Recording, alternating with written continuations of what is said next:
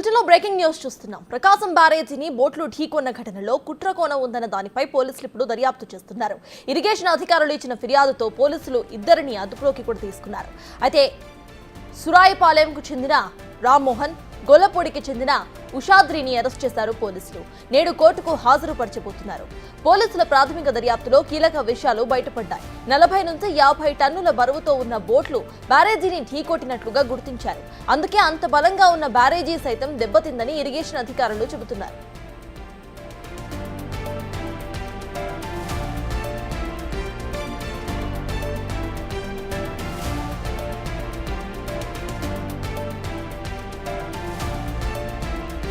పడవల యజమానులను గొల్లపూడికి చెందిన ఉషాద్రి, సుధీర్, స్వామిగా పోలీసులు గుర్తించారు.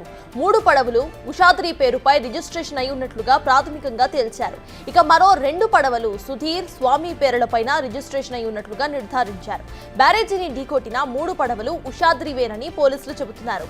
నిందితులు రామ్మోహన్, ఉషాద్రికి వైసీపీ నాయకులతో సంబంధాలు ఉన్నట్లుగా గుర్తించారు. మొత్తం 5గురిపై కేసులు నమోదు చేశారు.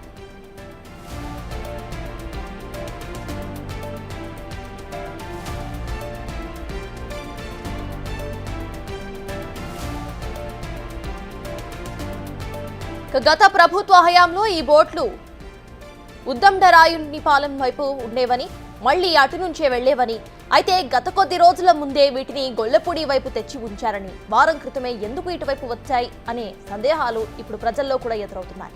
గొల్లపూడి రేవుకు దగ్గర ఉన్న శ్మశానం దగ్గర 3 బోట్లను కలిపి కట్టేశారు. సాధారణంగా 3 బోట్లు కలిపి కట్టరు, కానీ ఇక్కడ కలిపి కట్టి ఉంచేశారు. ఇనుప చైన్లతో కాకుండా ప్లాస్టిక్ రోప్స్ తో వీటిని చెట్టుకు కట్టి ఉంచారు. అంతేకాకుండా బోట్లకు వైసీపీ రంగులు వేయడం పైన కూడా అనుమానాలు తలెత్తుతున్నాయి. వర్షాలకు వరద ఉధృతి పెరిగినప్పుడు బోట్లను గట్టిగా కట్టాలని స్థానికులు హెచ్చరించినా యజమానులు లెక్క చేయలేరు. అయితే నిందితుల కాల్ డేటాతో పాటు గూగుల్ ట్రేస్ అవుట్ వివరాలను కూడా పోలీసులు సేకరిస్తున్నారు.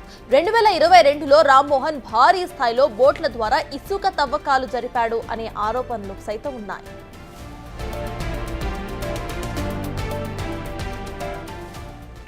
ప్రకాశం బ్యారేజీని బోట్లు ఢీకొన్న ఘటనలో కుట్రకోణ ఉందన్న దానిపై పోలీసులు అయితే దర్యాప్తు చేస్తున్నారు. ఈ దర్యాప్తుకు సంబంధించిన అప్డేట్స్ మా ప్రతినిధి మల్లికార్జున్ లైవ్ లో అందించడానికి సిద్ధంగా ఉన్నారు. మల్లికార్జున్, చెప్పండి, అక్కడ 5 బోట్లు అయితే బ్యారేజీని ఢీకొన్నాయి. అయితే 5 బోట్లు కూడా వైసీపీకి చెందిన వారికి సంబంధించిన బోట్లుగా ఇటు పోలీసులు గుర్తించినట్టు తెలుస్తోంది. ప్రెసెంట్ అప్డేట్స్ ఏంటి? ఏదైతే 2వ తారీఖు 11,47,000 పైగా కూడా ఈ వరద ఉధృతి అనేది ప్రకాశం బ్యారేజీ క్రాస్ అయ్యి వెళ్ళింది. ఇదే సమయంలో ఏదైతే గొల్లపూడికి సంబంధించిన ప్రాంతం నుంచి 5 బోట్లు అనేవి ప్రకాశం బ్యారేజ్కి ఢీకొట్టడం జరిగింది. దాంట్లో ప్రధానంగా 67, 68, 69, 70 ఈ 4 సంబంధించిన గేట్ల వద్ద కూడా ఢీకొట్టడం జరిగింది. ఇది ముందుగా ప్రమాదం అని భావించినప్పటికీ కానీ దీంట్లో ఎందుకంటే ఒకేసారి 5 బోట్లు వచ్చిన సంఘటన ప్రకాశం బ్యారేజ్కి లేదు. ఇంత ఉధృతి ప్రవాహంలో 5 బోట్లు ఒకేసారి ఎలా వచ్చాయనే అనుమానంతో కూడా కుట్రకోణం ఏమైనా దాగి ఉందన్న ఉద్దేశంతో ఇటు ఎందుకంటే దానికి ప్రధానంగా వైసీపీ కలర్స్ కనిపిస్తున్న పరిస్థితి కనిపిస్తూ ఉంది. దాంతోపాటు అక్కడున్న వారు హెచ్చరించినా కూడా ఆ బోట్లు ఎవరైతే యజమానులు ఉన్నారో వారు ఇద్దరు కూడా 5 బోట్లకు సంబంధించి 3 బోట్లు ఒకేసాట కట్టేయటం, అలాగే 2 బోట్లు ఒకచోట కట్టేయటం. అంతేకాకుండా వరద వచ్చే ముందు 1 వారం ముందే అవి ఉత్తరరాయనిపాలెం రాజధాని ప్రాంతమైన ఉత్తరరాయనిపాలెం ఇటు ప్రకాశం బ్యారేజీకి సంబంధించి కృష్ణానదికి సంబంధించి గుంటూరు వైపు ఉండే ఉత్తరరాయనిపాలెం వైపు పనిచేసిన బోట్లు వారం రోజుల తర్వాత గొల్లపూడి వారం గ్యాప్లోని గొల్లపూడి ఎలా వచ్చాయనే అంశంపై కూడా విచారణ అయితే కొనసాగిస్తూ ఉన్నారు. ఈ అన్నిటినీ అనుమానాలని సంబంధించి అనుమానం అయితే రేకెత్తుతున్న పరిస్థితి కనిపిస్తూ ఉంది. పూర్తిగా కూడా ఇవి ఒక్కొక్క బోటు వచ్చి 40 నుంచి 50 టన్నుల బరువు బోట్లు ఉన్నట్టుగా కూడా అంచనా వేస్తూ ఉన్నారు. అంతేకాకుండా వీటికి సంబంధించి ఎవరైతే గొల్లపూడి సూర్యరావుపాలెంకి చెందిన రామ్మోహన్ అనే అతను ఉషాద్రితో కలిసి డ్రిడ్జింగ్ పనులు అయితే చేస్తున్న పరిస్థితి కనిపిస్తూ ఉంది. అందులో పరంగా ఎందుకంటే 5 సంవత్సరాల పాటు ఈ డ్రిడ్జింగ్ పనులు సంబంధించి ఈ డ్రిడ్జింగ్ పనులన్నీ కూడా చేసిన పరిస్థితి ఉంది. అందుకోసం ఈ 5 సంవత్సరాల్లోనే ఈ వైసీపీకి సంబంధించిన నేతలుగా వీళ్ళని అనుమానిస్తున్న పరిస్థితి కూడా కనిపిస్తూ ఉంది. వీటికి సంబంధించి అందుకోసమే కుట్రకోణం ఏమైనా దాగి ఉందా? ఎందుకంటే ఒక పక్క ఇక్కడున్న బోట్ల యజమానులు ఎలా విధంగా కట్టేశారు, అది కూడా గొలుసులతో కాకుండా పూర్తిగా తాడులతో ఎలా కట్టేశారనే అనుమానాల నేపథ్యంలో కావాలనే వైసీపీకి సంబంధించిన నేతలు ఇటు వదిలారా వాటిని తెగిపోయే విధంగా కట్టారనే అనుమానాలతోనే ఫిర్యాదు అయితే అందుకోవడం జరిగింది.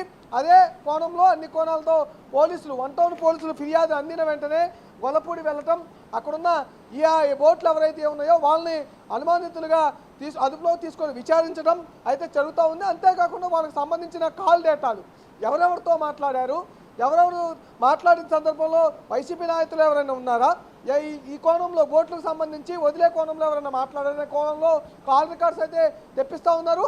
దాంతోపాటు గూగుల్ టేక్అవుట్ ఇటు వాళ్ళ సమయంలో బోట్లు వదిలిన తారీఖున ఆ సమయంలో వాళ్ళు అసలు ఎక్కడున్నారు, ఏ ప్రాంతంలో పర్యటించారు అనే విషయాల్ని టేక్అవుట్ ద్వారా కూడా లొకేట్ చేయబోతూ ఉన్నారు. వీటన్నిటినీ బేరీజ్ వేసుకుంటూ పోలీసులు అయితే విచారణ అయితే కొనసాగిస్తున్న పరిస్థితి కూడా కనిపిస్తూ ఉంది. ఎందుకంటే ప్రభుత్వానికి ఈ బోట్లు ఢీకొంటే కనుక, ఈ స్థాయిలో వరద వచ్చిన సమయంలో ఢీకొంటే కనుక ప్రభుత్వానికి చెడ్డ పేరు వస్తుందనే ఉద్దేశంతోనే చేశారు అనే అనుమానాన్ని అక్కడ కొంతమంది కూడా వ్యక్తం చేసిన పరిస్థితి కూడా కనిపించింది. ముందుగానే మేము హెచ్చరించాము, ఆ బోట్లని అలా కట్టివేయకుండా వదిలేయకండి, అవి గొలుసులతో కట్టివేయండి, అది ఒకేసారి కాకుండా వివిధ ప్రాంతాల్లో కట్టివేయండి అని సూచించినప్పటికీ వారు అక్కడ వినిపించుకోలేని విషయాన్ని కూడా అక్కడ ఉన్న లోకల్ కొంతమంది పోలీసులకు చెప్పినట్టుగా కూడా తెలుస్తూ ఉన్నది. అంతేకాకుండా గొల్లపూడి వైపు వారం రోజుల తర్వాత, అంటే వరద వచ్చే వారం రోజులు ముందే ఎందుకు ఇక్కడ కట్టివేయాల్సి వచ్చింది, అంతవరకు పని చేసిన ఏదైతే ఆ డిచ్చింగ్ చేసే పడవలు ఉద్దన్నపాలెం వైపు పనిచేసిన ఆ పడవలు ఇటు సైడ్ వారం రోజులు వరద వచ్చే వారం రోజుల ముందే ఎందుకు రావాల్సి వచ్చింది, ఇవన్నీ అనుమానాలు కూడా పై కూడా పోలీసులు అయితే ఇటు కుట్రకోణం ఏమైనా ఉందా అనే ఉద్దేశంతో విచారణ అయితే చేస్తున్న పరిస్థితి కూడా కనిపిస్తూ ఉంది. పూర్తిగా అన్ని కోణాల్లో విచారణ చేస్తున్న పరిస్థితి కనిపిస్తూ ఉంది. వైసీపీ నేతలు అటు నందిగాం మాజీ ఎంపీ నందిగాం సురేష్ కానీ ఇటు ఎమ్మెల్సీ తలసాని రఘురాంపై కూడా అనుమానం వ్యక్తం చేస్తున్న పరిస్థితి కనిపిస్తూ ఉంది. ఎవరైతే నిర్వహణలో ఉన్నారో, బోట్ల యజమానులు ఉన్నారో, వాటిని వినియోగించిన వాళ్ళు ఉన్నారో వారు కూడా వైసీపీకి సంబంధించిన నేతలుగా కూడా తెలుస్తూ ఉంది. వీటి పూర్తిగా విచారణ అన్ని కోణంలో చేసిన తర్వాత, దీన్ని పూర్తి విచారణ చేసిన తర్వాత మరిన్ని వివరాలు తెలిసే అవకాశం అయితే కనిపిస్తూ ఉంది. Right, thank you Mallikarjun.